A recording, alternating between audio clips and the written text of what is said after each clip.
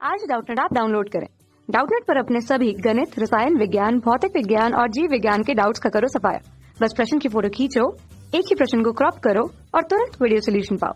अभी डाउनलोड करें। प्रश्न है, समान रूप से आवेशित वलय के किसी अक्ष पर स्थित किसी बिंदु पर विद्युत क्षेत्र की तीव्रता ज्ञात करो। क्या होगा यदि वलय बिंदु से बहुत दूर हो? तो यहाँ पर P एक बिंदु है जहां पर हमें विद्युत क्षेत्र की तीव्रता ज्ञात करनी है और इस वलय पर धन आवेश समान रूप से वितरित है। ये धन आवेश समान रूप से वितरित है।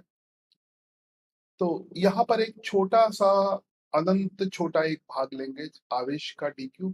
इस dq आवेश के कारण विद्युत क्षेत्र की तीव्रता डी के बराबर होगी और फिर इस डी के हम दो घटक कर देंगे। पहला वाला dEx है और dEy है। इसी प्रकार एक दूसरा हम dq लेंगे, दूसरा dq लेंगे जो इसी के सममिति विपरीत होगा। तो उसका जो बिंदु है वो यहाँ से इस प्रकार P बिंदु पर, और उसके कारण भी जो क्षेत्र की तीव्रता है वो D इस तरफ होगी और D के घटक करेंगे तो D का Y घटक हो जाएगा।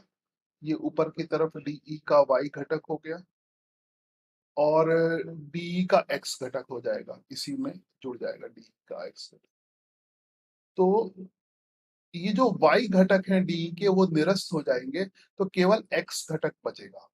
इस तरह के बहुत सारे हम सममिति जोड़े ले सकते हैं। जैसे इसका जो सममिति जोड़ा है, यहाँ पे अलग रंग का प्रयोग करूं, यहाँ पर इसका सममिति जोड़ा इस तरफ हो जाएगा और ऐसे ही इधर कोई आवेश लिया है अनंत छोटा आवेश, तो इसका सममिति जोड़ा इस तरफ हो जाएगा।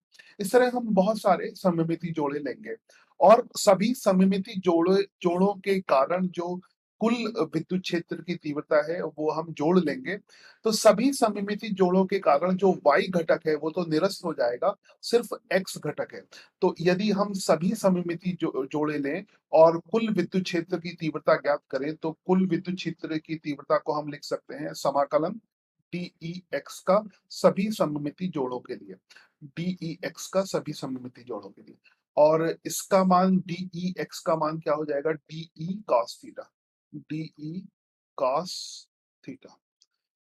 dE का मान हम पहले अलग से लिख लें फिर बाद में मान धरेंगे। तो dE का मान, dE क्या हो जाएगा, छोटे अनंत छोटे आवेश के कारण यहाँ से केंद्र से x दूरी पर विद्युत क्षेत्र की तीव्रता, यहाँ पर ये दूरी r के बराबर है तो आप लिख सकते हैं k और dq और बटे r का स्क्वायर। ये दूरी r के बराबर है, ये dq है और k का मान 1/4 एप्सिलॉन नॉट है। k का मान यहाँ लिख देता हूँ, k जहां भी प्रयोग होगा k का मान है 1/4 पाई एप्सिलॉन नॉट। तो इसको ध्यान में रखिएगा, इसको डिब्बे में बंद कर देता हूँ ना। अब क्या है, k dq बटे r स्क्वायर। अब दूसरा cos थीटा का मान है। cos थीटा यहाँ पर क्या हो जाएगा, थीटा कौन सा एंगल है पहले देख लें, थीटा कौन सा लेना है, तो ये वाला एंगल हमें थीटा लेना है, तो x ये थीटा लेना है। तो cos थीटा का मान हो जाएगा आधार बटे कर्ण। तो यहाँ पर cos थीटा का मान भी लिख लेते हैं, आधार बटे कर्ण x बटे r। तो इन दोनों मानों को अगर इस काले वाले समीकरण में रखा जाए तो काले वाले समीकरण में क्या हो जाएगा, E बराबर d का मान रखेंगे k dq upon r square, d का मान रख दिया k dq upon r square. तो यहाँ पे d का मान हो गया r स्क्वायर और cos थीटा का मान हो गया x बटे r, x बटे r। यहाँ पे P बिंदु के लिए x नियतांक है, ये x नियतांक होगा, r भी नियतांक होगा, थीटा भी नियतांक होगा, सब कुछ नियतांक है। तो जितने भी नियतांक है, और cos थीटा तो हमने हटा दिया वैसे भी, तो x r नियतांक होगा, k भी नियतांक होगा। तो जो भी नियतांक है वो समाकलन के बाहर आ जाएगा। तो वो हो जाएगा k नियतांक पहले से ही है और x अपॉन आर क्यूब नियतांक समाकलन के बाहर आ गया। तो यहाँ पर dq का समाकलन बचा।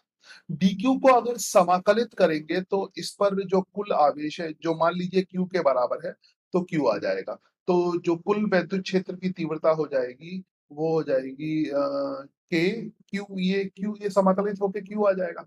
तो इसका समाकलन यहाँ पर समझाने के लिए हम ऐसे लिखते हैं, इसका समाकलन क्यू हो जाएगा। तो अगले पद में हम क्या लिख सकते हैं कि q x upon r cube. R का मान यदि आपको आर क्यूब है, यहाँ पर आर का मान अगर लिखना है आपको तो ये कैपिटल आर के पदों में और एक्स के पदों में, तो स्मॉल आर की वैल्यू कितनी हो जाएगी, under root capital r square plus x square. तो स्मॉल आर का मान हम इस प्रकार लिख सकते हैं कि स्मॉल आर बराबर under root of capital r square plus x square, capital r square plus x square. तो इसका मतलब स्मॉल आर आ गया r square plus x square की पावर 1/2। तो ये हो गया r square plus x square की पावर 1/2। अब इसको अगर मूल सूत्र में रखेंगे, जो मूल सूत्र ये वाला है, तो ये अंततः आ जाएगा ई बराबर के क्यू एक्स और R square plus x square की power 3/2, R square plus x square की पावर 3/2। अब प्रश्न का अगला भाग ये कहता है हमसे कि यह क्या होगा यदि वलय बिंदु बहुत दूर हो, वलय बिंदु से बहुत दूर हो। यदि वलय बिंदु से बहुत दूर है तो इस दशा में x का मान r की तुलना में अत्यधिक होगा। एक बार चित्र में देख लीजिए इसको। अगर वलय बिंदु से बहुत दूर है तो ये x है, ये r है। अगर ये बिंदु बहुत दूर है, ये जो बिंदु है ये बहुत दूर है, तो x का मान बढ़ता जाएगा। तो x का मान r की तुलना में बहुत ज्यादा होगा।